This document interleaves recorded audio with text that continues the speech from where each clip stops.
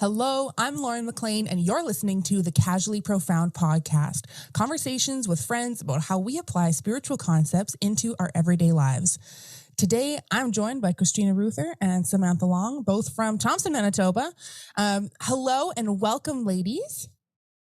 Thanks for having me. You're so welcome. And so these women I know through our mutual friend, Laura. We have all taken different classes from Laura together with Akashic Records. And do we do the emotional one last fall together? So I did that with somebody. I forget who was in that one. And Celtic Healing Reiki, which apparently Christina does not remember. So So we have gone through a journey together of, I've met Samantha in person. Haven't met Christina in person. We're good internet friends now, I guess. And so this episode where I really wanted to dive into kind of what is going on behind all of us taking all of these courses, trying out all these modalities, going from one thing to the next, and how do we actually use these in our everyday lives? I feel like this is such a common phenomenon that, like, once you go through that kind of point of no return on your personal journey, whether it's spirituality or growth or whatever, that like you start taking these courses and like it's never, there's more, there's so much more to learn. It's so exciting, it's so much fun, and like it feels like you finally found your people, and you finally found people who make everything making sense, and so you just keep doing it. And like, why we do this? So I'm curious, Christina, what has been your motivation throughout different courses, and maybe what has been some of your favorite courses, certifications that you've taken that you've enjoyed? I think a big part of it is the connection you make with the people, right? So like when we did the Akashic ones and then it was time for the next Akashic one, it was like, well, I have to take it. Like I got to keep doing stuff, like even online with these girls. Like, so I think that's a big part, is the connection you're making. Or for me, I think the Akashic's my favorite, but my other favorite that I probably use the most is like the Dragon Reiki. I love the Dragon Reiki. I was super pumped about the Celtic one because I love nature and stuff like that. And then it's been blocked from my memory somehow, and I don't remember a single thing about the Celtic Reiki course. But I'm sure one day it's going to be really useful. Yeah. It's actually happened to me before with astrology. So I think, Samantha, I have exposed you to my astrological nerdiness, but I've gone really deep at different points into astrology, and like would talk at that point. At one point I was working in retail and would literally talk to anybody about their natal chart if they stood still too long in front of me. Like I just talked about it all the time. And so this one day, this girl that I worked with came over to me and she's like, I kind of just need a little bit of advice. Like, I've been feeling really weird. Like I kind of want to move. And I just like, what's going on with the planets right now? I was kind of like, why are you asking me? And she was like, you don't shut up about this. What do you mean? What do I mean? Like, this is your thing. This is astrology. You do this. And I was like, huh? And I went and like in my brain and there was nothing. The file was like completely empty. Completely. I was like, I have no clue. I even like pulled up her chart on the computer and was looking at it and I was like, it's a bunch of squiggles. Like, I don't know what to tell you. And so that's happened twice with me with astrology, where I learn, and then it's deleted out of my brain. And then, I'll come back to it, like learn some more, and then like get my kind of sea legs back under me again. And then it gets deleted again.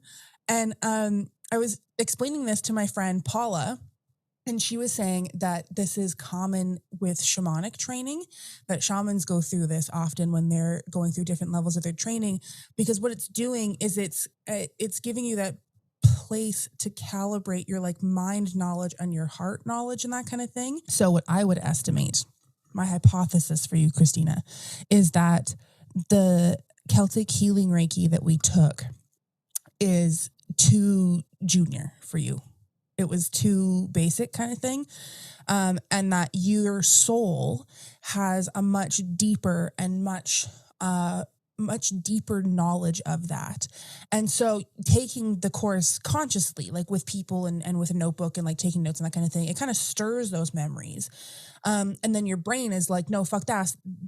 Like, fuck that. This knowledge is not useful because I have this deeper knowledge that I know and that is ready to come to the surface. And the time in which it's blank, where you don't remember anything, soul or brain or anything, is the time that your physical body needs to upload the files. Because a different hypothesis. That's a much better answer than you were too dumb for it and you don't remember it. So I'm really glad for that. I love that. No, answer. You're not too dumb for it. Oh my gosh. Absolutely not. No, this is kind of an intuitive thing that I'm feeling with, like, it's a soul knowledge that you have that is just coming online. I feel it very intuitively. Do you feel that? Do you feel like you have past lives or like ancestral knowledge and stuff from Celtic area? Because you are Celtic, right? Like you have that heritage in you now? Yeah. Like, I would have some Celtic heritage. I'm pretty sure. Yeah. Okay. Yeah, I do. Okay. Cool. It was just like in you now. I was like, yeah. Well, because I know what you mean. Yeah. Like there's past life stuff, and then there's there's an ancestry component to past life stuff, and then there's like your physical body now holds DNA that has a heritage to it and like an ancestry line to it. And that is what I mean. Like you're right. And that's what I mean. It just took me a minute to think about that. Right. Like, yeah, I do. Right. Yeah. Cool. So did the dragon Reiki, did you learn that from Samantha? I did. Cool. I did. I am not familiar with dragon Reiki at all. So you'll have to, we both have to I actually, like, I utilize it like every single day. Tell us about it. What is that like? Sorry, Sam, I feel like I'm like every night when I go to bed, I visit my dragon. Like that's how I go to sleep. It's like visiting my dragon and either getting knowledge or sharing knowledge or thanking them or whatever. And I also use them for protection. It's a long drive between, Thompson and Winnipeg, and every time I get out, like my dragon's protecting me on my drive there and for everything that happens. Like, yeah, I go on a hike in the bush. I bring my dragon to come and check it out. I don't know. I love my dragon. So. What does your dragon look like? Kind of morphs sometimes, but he's like yellow, I totally was imagining it was yellow. Yeah, yellow, green, and brown, right? Like kind of whatever. And yeah, I think he's a guy, but sometimes I think it's a girl. Pretty sure it's a guy. I've had guides like that before where it's like, you're so sure it's a gender, and then it shows up the next time, and I'm like, hello. What? Okay, cool. Fluidity has a whole nother meaning with like spirit creatures and beings and that kind of thing. That's awesome. That's so cool that you use your dragon that often. Sometimes I've taken, with Reiki was one of those things that I took. I just took a regular Usui Reiki. I took levels 1 and 2. And then a few weeks later, I went and saw Laura for this might be a Laura Stan podcast. I'm not sure. What was I going to say? A few weeks later, I went and saw Laura and I was like, yeah, I did my Usui 1 and 2. And she's like, cool. Do you want the rest of the activations? And I was like, okay. And so she's like, here you go. There's activations. You can do Reiki now. And I was like, okay. Nice. So Sam, what has it been like for you teaching Dragon Reiki? Like, is that one of your core things that you use? Is that one of many that you use? Do you use it on a regular basis? Talk to me about your Dragon Reiki. It's definitely one that I use regularly. I probably use, for me, it's my experience is, I don't know how unique it is, but I kind of really trust whatever to come through. For my own personal practice, I just open myself up to the flow of energy, and whatever comes through comes through. If it's a tree, I use the Celtic, and if it's my dragon or the Kundalini, like anything that comes through. Like I've taken so many certifications now, like I feel like I have all these channels open, and whichever one I am vibrating with or resonating with, I believe that that's what comes through. So I just tap in, use it, allow it to flow through. So for me personally, my dragon always sits on my chest. And when I feel my dragon, I'm like, okay, the big message for my dragon is always like, don't forget who you are. It's like, sometimes it's yelling at me, and Laura, she's like, he's yelling at you. Don't forget who you are. I'm like, okay. So anytime I feel that my chest is heavy, I'm like, okay, I tap in. That's my dragon. My dragon's sitting there and it's golden. And actually, it's interesting because I had a Reiki treatment done with someone that Christina knows, and this person seen gold all around me. And this person was newly certified and thought, oh, I made this gold. And then they kind of took a step back and they're like, no, that's her. And yeah, my dragon was very present during that Reiki session. And yeah, they're just all different frequencies. And I just utilize for myself personally, whatever comes through. It's super interesting when I'm as a Reiki practitioner and I'm with people who come and have services done with me, how many people have dragon guides.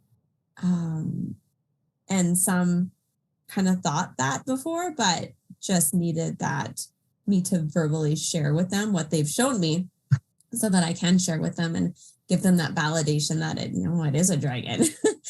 But teaching Dragon Reiki has been, I think the first time, because I was kind of not sure if I was going to certify people for the longest time with any kind of Reiki modality. And I did an introduction to Dragon Reiki, and we did this, we did a meditation, and we did a journey meditation, and the response and everybody's experience completely blew me away. And when I first took Dragon, I actually took it with Laura, and I wasn't quite sure how I was about dragons as a child. Now I realize how many movies were my favorite that had dragons in them. And so again, that fine tuning, getting attuned to the specific Reiki, and then you kind of have that reflection on the synchronicities that you've had in your whole life. And you're like, oh, it's like, it's always been with me. And like, I think when Laura first started the class, she's like, or maybe I'm just making it up. And it was like, and this is what I share with people too, is, do you believe in angels?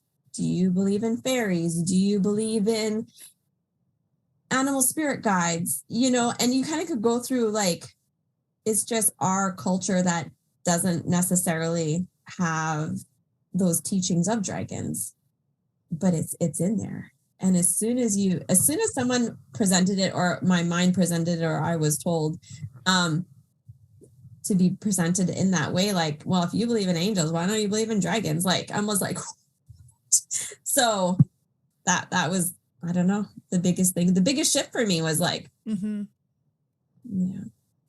Well, I mean, one thing that I've carried with me for most of my life is that the stuff that we read now that's called fantasy is more often based in it is almost always based in some form of reality.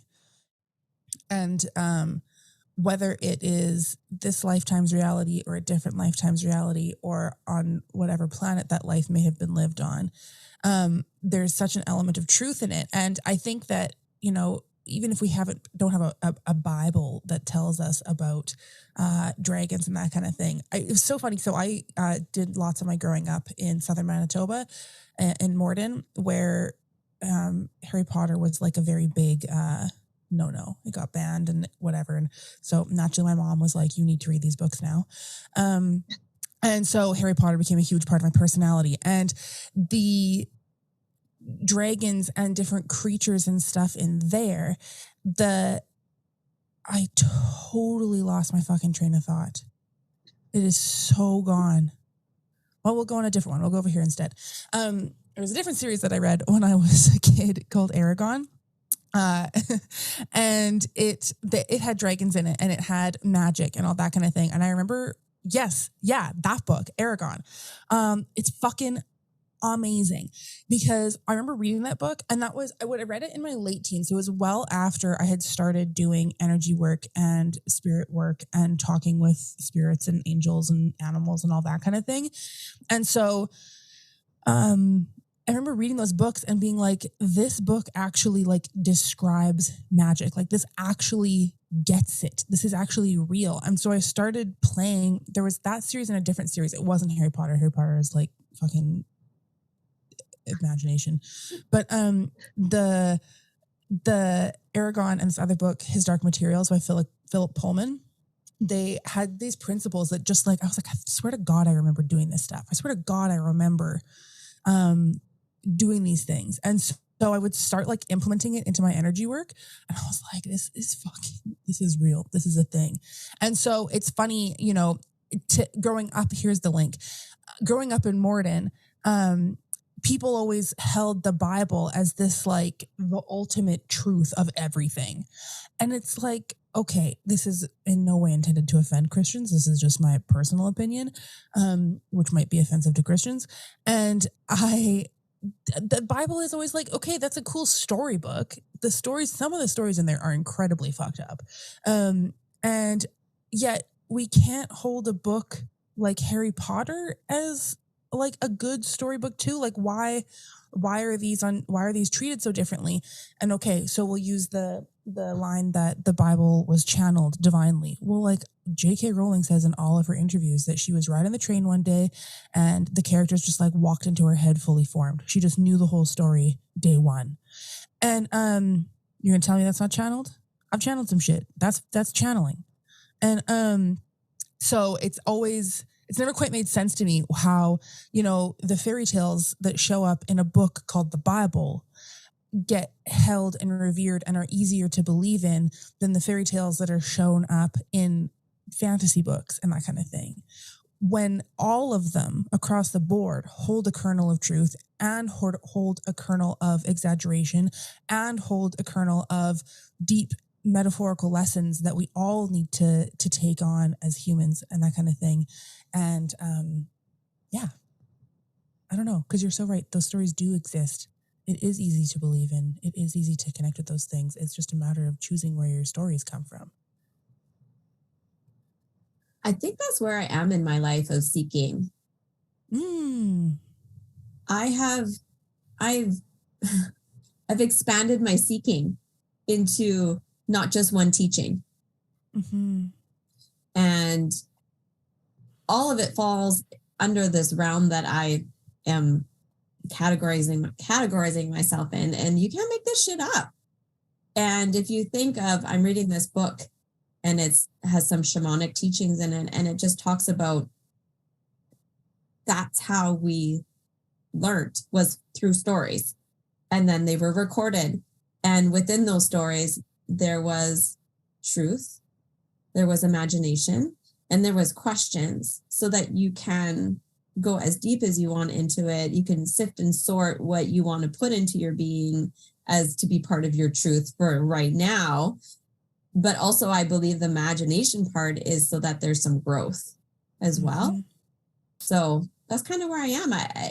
I don't believe I would ever be I hope that I'm never in a place where I could say, yeah, well, that's not true. Or, because I think it all is. And so I grew up in a home where, in a Christianity type of home, one of the homes I grew up in. And so I thought that was it, and I witnessed my dad go through his Christianity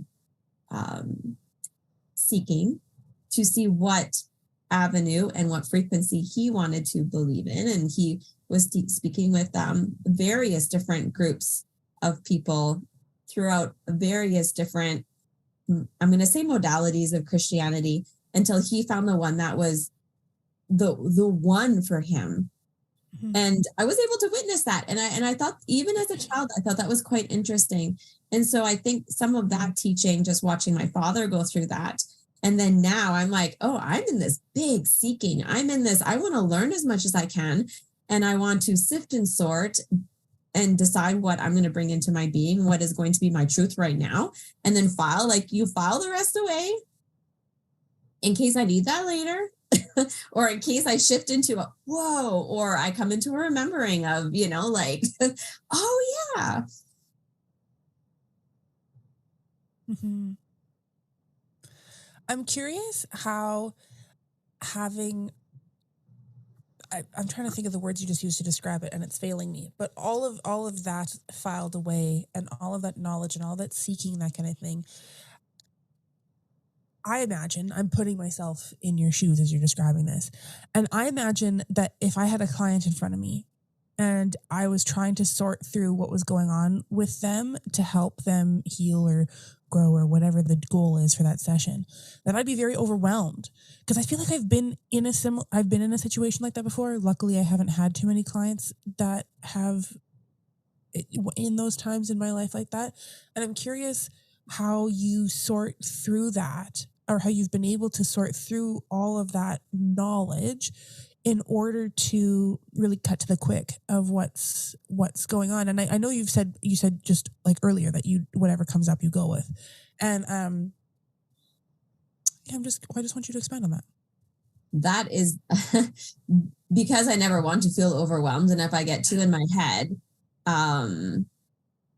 then I do feel overwhelmed. And I've learned from experience and practice that if I truly am just open to, the way it works for me is I see what they show me, whether it's the person who's seeing me or our guides are communicating.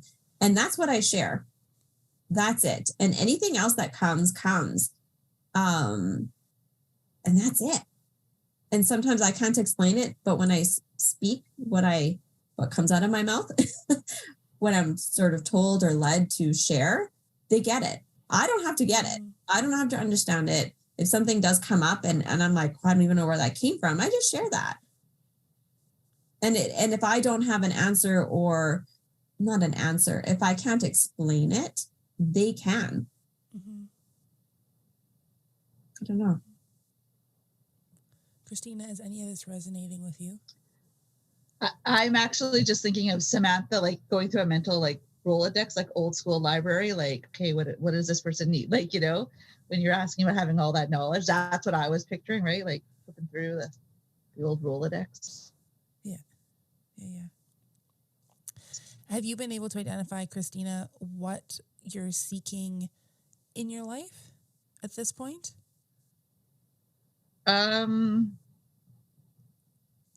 Yes, a bit.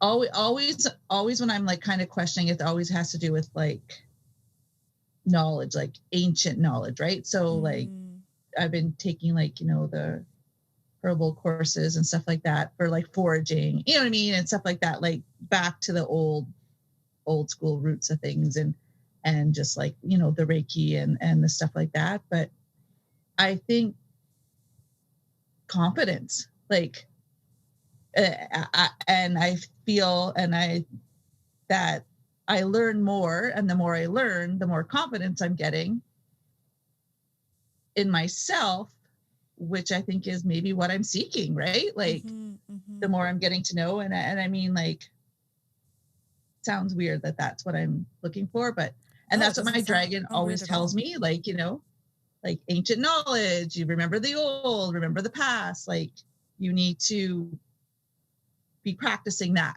right? So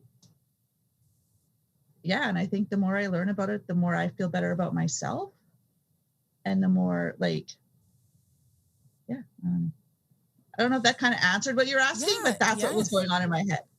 I think it answers it beautifully. And I'm also curious, when you have that confidence, what will you have then? Like, what does that bring you?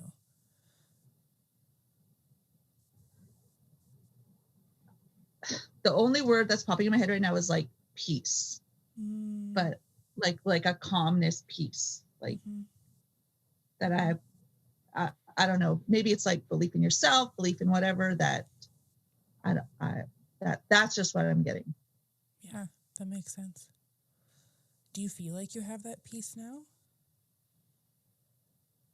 I feel like it's coming, and I feel like I'm on the right path for it. Does that make sense? Yeah, totally. And I know, Lauren, like when I did my first reading, when we did the cash, it was with you. And when I did my very last one in the courses, it was with you. And I think there was a big difference between first and last. And I think confidence was a big part of it. Like I actually seen that it was like a mountain and like rocks were falling down, like because the barrier was me, right? Like, so. Have you seen that show up anywhere else in your life as you've built this confidence in these particular areas? Is that confidence showing up anywhere else? Sometimes I think it's showing up maybe more as more positivity, like in the last few years than I would have had, 5-10 years ago, where I just wanted to punch everybody in the face. And I still get that feeling sometimes, but I can like be like, no, you're going to like make that a positive punch, right? Like, so that kind of, I think anyway. Yeah. Have you noticed that, Samantha and Christina, as well? I've always seen this side of her. So I don't think she's ever wanted to punch me in the face, but I would have told you if I did. But if I can ask you, Christina, you say confidence and I hear validation in alignment of who you really are. Does that resonate? I think, yeah, for sure. And I think even validating of who I am and not being scared to be who I am, right? Or not be scared to have people know who I am or what I think or what I think, yeah. It's definitely a scary jump. I've been going through that myself a lot, like with this podcast, for instance, right? Like I've been putting myself out there a lot more on social media and through this, and a lot of it is using my voice, and a lot of it is articulating my thoughts and what I've been thinking and feeling about different things. And holy shadow work, Batman. It has brought up so much stuff. So that's fucking beautiful that you get to go build that confidence in a training setting, right? Like in doing these different things and learning different things and going through that really intentionally. That sounds like a really beautiful way to go through that. And I also have to say that, you're talking about being your true self and like using that wisdom and stuff that you have in your soul self. But so this whole time you've been on Zoom, I can like hardly actually see you on the screen because what I am actually seeing in my mind's eye is so strong. I keep seeing you as this, like I want to, like it's like a Scottish woman, like it's an old like with the hey, fuck no. I mean like from olden times. I can see this like white hat, like babushka thing, and like a green dress, and it's very like, I want to say peasant, but like it's that foraging in the woods and like living off the lands and being the one that everyone comes to ask for healing, to ask for help. The wise woman, right? Like the sage, it's very like high priestess card, but in a very, very humble, beautifully humble way. It's been like screaming at me, this image of you doing this. So you're saying that taking all these courses and this, seeking this confidence and, as Samantha put it, validation, right? Like it makes so much sense because I can see that side of you. I can see that so clearly, right? Like, That's where I want to be with my coal oil lamps instead of my light ring and my old school stuff. And Yeah. Oh, I love it. That's beautiful. That's beautiful. So, the Samantha, you have also taken the Celtic healing Reiki with Laura. How has that one shown up in your life, in your practice? Does that one come forward often? So it's funny because that was the one I was the most excited to take. And coming out of it, it was the one I was the least excited to practice. Oh, interesting. I love trees. I've had beautiful experience with trees. And when I was finished that course, I thought, and maybe it was my own blocking because there were so many symbols and so much I found it was so much I felt I had to remember that that I got into my head. And so it wasn't until I kind of let go of I have to know all the right symbols for all the right trees and I have to know what those trees are and the healing of those trees. So now when it does come in, I just see a tree. I don't even have to know what tree it is. Mm-hmm. I invite the healing of that particular tree to come in, and it just does. Mm-hmm. So now, years later, I'm excited about having had and done that particular course because I love trees. Growing up, my grandparents had this enormous willow tree in their front yard. And when I do journeys to the lower realm, that's the tree that I go to. And we used to like pitch a tent and sleep under this tree. And when my grandparents sold their home, I was very sad because I wanted to go back and spend time there and spend time with this tree. And we were on our way to my great-grandfather's 100th birthday. And my now husband, Steve, he took me because we were kind of driving by there and the tree was still there. And I walked out and went by the tree and hoped that the people who lived there weren't home. And I was just like in the presence of the tree. And it was still there. Like the magic of this beautiful willow tree was still there. And then all I have to do is close my eyes. I don't even know if I have a picture of it. But yeah, I don't even know. But it's in my mind. And it was just, I don't know. I've always felt very connected to trees. That's cool. The Celtic healing Reiki, when I took it, I knew that I needed to take it, and Laura kept messaging me about it. She kept being like, I'm offering it here, I'm doing it there. What do you think about this? I'm like, okay, I get the point. I need to take this. Not that she would ever pressure someone to take one of her courses, but that when she gets told by the universe to tell someone, like, I trust that I'm being prodded for a reason. So when I took it, I was kind of like, yeah, we're going to learn how to use some trees. And then I felt very similarly to you, Samantha. In the day, I was like, okay, it's kind of convoluted. And didn't really, I don't know, the messages that came through were cool.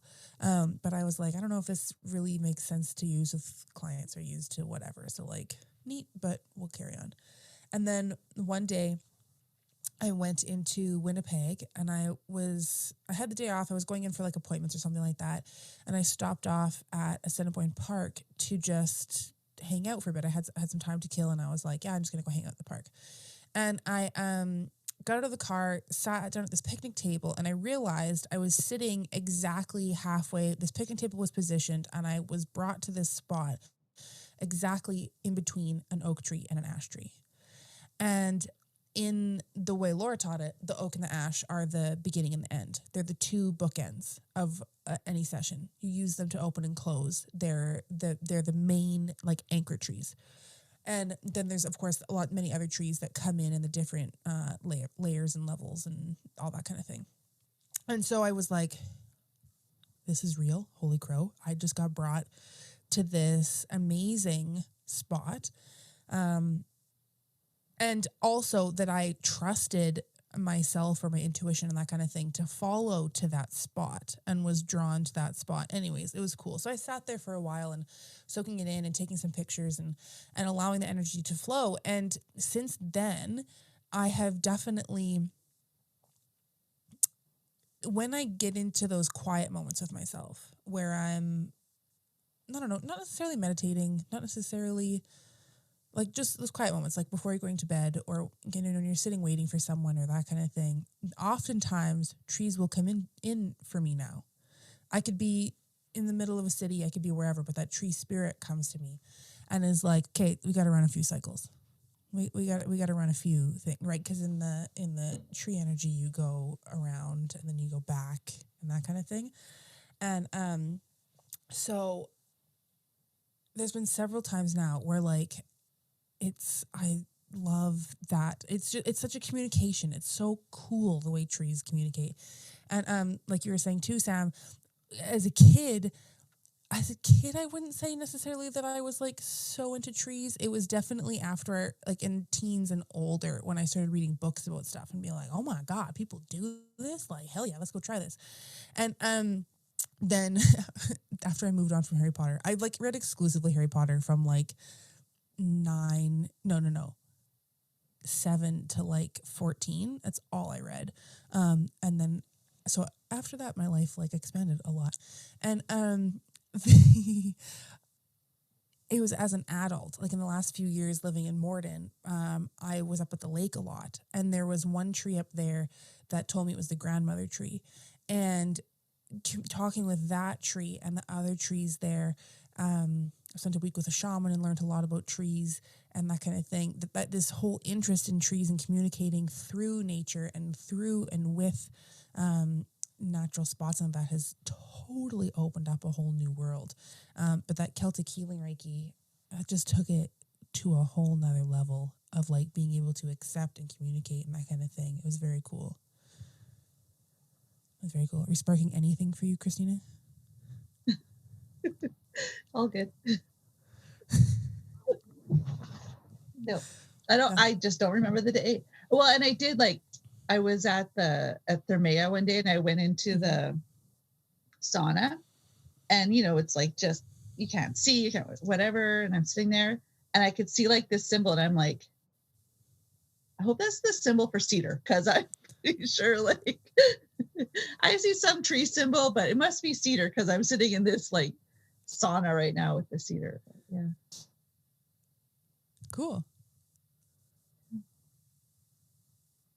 But no, I do like hug tree, like, when I go for a walk, me and my friend, we go on these hikes or whatever, and we'll be gone for a long time. We come back and you look at your Fitbit, you're like, that's all I walked? Because, we like hug trees, or, oh, look at this rock. Ooh, it's got some, and I like lay on a rock for a while. I'm like, I just gotta lay here. Like, or so like, I totally get like the energy of the thing. And I thought that's why I'd be more connected with that Celtic Reiki than what I am like at this point. But I'll just walk along and touch them. That's cool. Have you ever gotten any like messages or knowings, that kind of thing, after laying on a rock or chilling with a tree, that kind of thing? I don't know. I know I get something out of it, but to say like, oh, hey, like, no. Do you know what I mean? Like, yeah. I totally do. It's that unconscious relaxation that you get from like knowing you're in the presence of something. I'm going to say the word holy, knowing you're in the presence of something holy or divine or whatever the thing is. I used to I used to live in Winnipeg and I would work in Selkirk.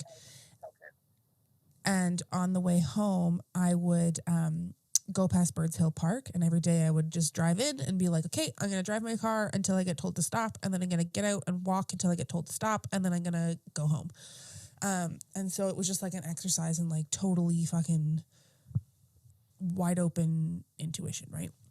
And the being in that park, the trees in there are like, it is so cool. It is so cool. The whole Cedar Bog area is one of my favorites. And that spot there, being there with those trees, they have secrets. There is like, and it's not that I've specifically gotten messages or anything like that, but I totally know what you mean about just going and being there and how it lifts you up, how it, I mean, the colloquial term would be like this forest bathing, and like you get this all these endorphins or whatever the fuck you get, but it's, I don't know, to me it feels like more than that. Well, I think I'm an ogre because I'm like crazily drawn to like swamps and like little creeks, and I will drive and I will stop when I see like a swamp or creek, and then I just go and I stop, and there's like so much going on there that you just don't even know what's going on, and I just have to stare at the swamp. So yeah, I love it. I mean, you're perfect in Manitoba then, because like the whole freaking thing is marsh and swamp, and right, that's perfect. I'm kind of the same as Christina. We go for walks, and my family's like way ahead of me, and I'm like, oh, true, look at the moss. And I will just sit. I'll be the same. I'm the same, and I'm just like, I call it like the pause, because it's not really meditation. It's not really breath work. It is just, I call it the pause, and you are just, and maybe it's part of it, like you said, Lauren, is kind of like forest bathing, but yes, it lifts you up, but it also grounds you. And you can just, when I'm doing stuff like that, I feel all of it. And I think I'm the same. I don't necessarily get messages. It's all feeling, like the hugging and the sitting and the putting your back on the trees. Like I lived in BC for about 10 years, and gosh, those are trees. Mm-hmm. And there is something very magical about the area and the forest, all in the White Shell area. Mm-hmm. There is just, I can't describe it. And the moment I stepped out, we spent some time there a few years ago. I'm like, I felt at home. It was like I've lived there before, and I hold it all to just the forest and the trees around that area. They're extra magical. So you talked about how when you're walking through, it's that grounding feeling, and like that presence is just what you're feeling. It's all feelings. I think I experience it very differently, where when I'm in a forest, so on a good day, I see energy in binary code. And so it like kind of, so for lack of better terms, it's like the Matrix, when like it's all the green letters, when you see the agents at the end, when Neo's looking at the agents and it's not the picture of them anymore, they're just the green code, and he like goes through the code. That's how I see energy, is like the green code, except it's multicolored and like multi-dimensional, and anyways.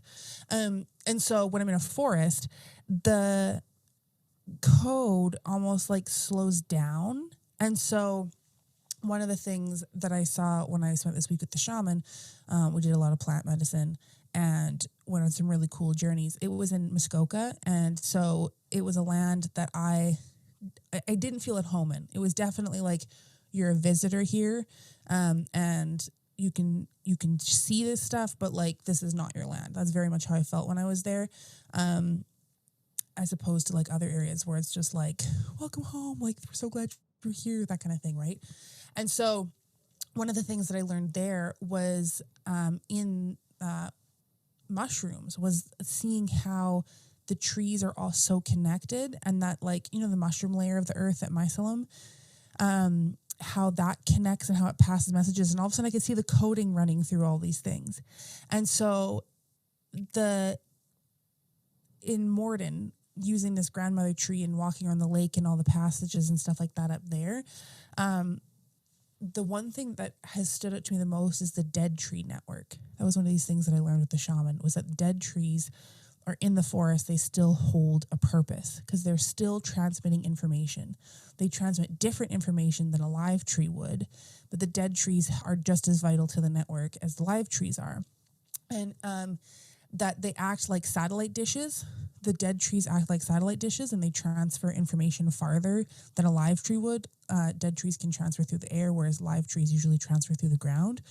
And so being in a forest and all that kind of thing, it's like this, to me, it's like a feast of, it's a fucking feast of information. And it's information that's actually moving slow enough to like interact with it nicely. Usually that like binary code is, it's so fast. It's like computer speed. It's like you're watching the internet happen in real time. But in the forest, it slows down, and it's almost like they're like brush strokes of code and like brush strokes of information going to and from, and like a little animal will take code somewhere else. And it's just really interesting. So I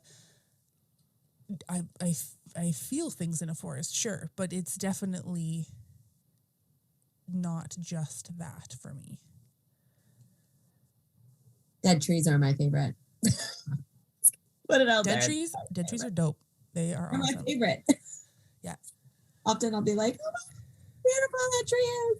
And they'll go, oh, but it's dead. I'm like, oh, but it's so beautiful. Mm-hmm. Mm-hmm. Yep. Actually the dead tree at Morden that I was talking about, there's the grandmother tree, and there's one dead tree that was like very loud and very strong and that kind of thing. I always thought it was very masculine. And so I had the chance to put a piece of art up at the Morden Lake. I was allowed to do a permanent installation up there. And so I made a round circle. It was meant to be like a frame so you could look at nature. And I positioned it to like connect the two trees, the grandmother tree. And I was called the dead one, the grandfather tree. And they were like across the lake from each other. And I like had positioned so that it wasn't like perfectly lined up, but the intention was to like line up the grandmother and the grandfather so they could have this like channel across the lake. Okay, that's so cool. It was that made me like your art even more. It actually, I had to take it down last weekend. The legs broke on it. It is unclear if the wind broke it or if vandalism broke it. But I'm working on getting some different legs on it so they can go back up. But yeah, ladies, do you have any other thoughts, comments, concerns, things that you've learned that you want to share? Well, I have to say, I really appreciate your perspective on the satellite perspective of the dead trees, because now I want to go and see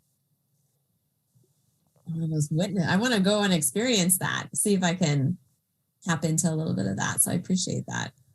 Yeah, because like the way I've seen it is that live trees suck information up from the roots, whereas dead trees, the roots aren't connected anymore, and so the information can actually flow down. It makes so much sense in my brain. Yeah. Christina, do you have any final thoughts? No. Just, yeah, thanks for inviting me. This is so cool. It's so cool just to connect with you guys. And yeah. And I'm so excited for you and your podcast. Like, you have no idea. I don't know how to listen to podcasts, but I'm like, I'm going to figure it out so I can I'll send you a link. Follow Laura and then listen to all her podcasts. And yeah. And so you're going to expand my knowledge even more, like, right? Like, yeah. Because the point is just to have conversations about what we've learned and how we've learned it. Because that expansion, I've found sometimes that like it's cool to listen. I've listened to lots of podcasts where somebody is like teaching about a tool or a modality or a thing. And like that's exciting for 5 minutes, and then you end the podcast and you're like, okay, now we're done with that and we're on with our regular life. And I don't know. I just feel like conversations are such a important medium. Like it's like it's storytelling, right? It's storytelling. It's that time around the fire. It's that time with friends to just shoot the shit. And I think that's where some of the real fucking magic happens. That's where you're going to learn stuff, right? Because you're going to be interested. You're going to be you're going to keep that information as opposed to just being like taught something. Exactly. You know, just by hanging out and doing it. Yeah. Exactly. And holding space for each other and just Mm-hmm. really listening. And Christina, I do have to say the impression that I have been getting this whole time from this soul version of yourself that I'm seeing and what you're saying and all that kind of thing is that you are fucking living that life that you have been seeking. Like you're there. It's bow on top, present wrapped, like it's done. You're there. Thanks. It is feeling extremely strong today. Awesome. Thank you. So thank you for showing up. Thank you for being you. Thank you for coming and fucking around with us today. Thanks, Sam, for your connections, because I wouldn't have met you guys or taken any of the stuff I have if it hadn't been for her. And so thank you so much, everyone, for listening to this episode of Casually Profound. And if you want to have conversations like this with us, please just shoot me a message. I'm on Instagram. I am Lauren. Literally, that's my handle on Instagram. I am Lauren. You can also look up Casually Profound on Instagram, and we will see you. We'll see you around the internet. So thank you so much for coming today, and thank you for sharing your time with us. We look forward to having more conversations with friends in the near future.